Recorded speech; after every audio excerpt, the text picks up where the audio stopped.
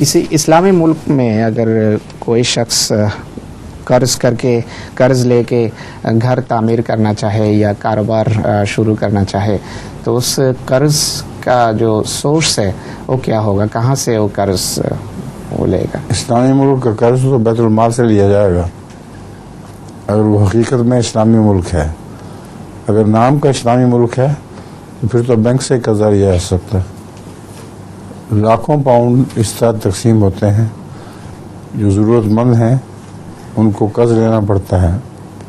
میں نے منع کیا ہوا کہ سود پہ نہیں لینا، تو وہ پھر سود پہ نہ لینے کا فائدہ ان کو یہ بھی پہنچتا ہے کہ جماعت کی طرف سے بغیر سودی قرضہ مل جاتا ہے اور وہ جب چاہیں واپس کریں. اس کے نتیجے میں ان کے اپنے مکان بننے شروع ہو گئے ہیں. تو اسلامی نظام تو بہت ہی مہربان نظام ہے. جب سود کو منع کیا ہے تو اس کا متبادل بھی رکھا ہے کہ بیت المال سے پھر اس کو قرض بغیر سود کے دیا جائے.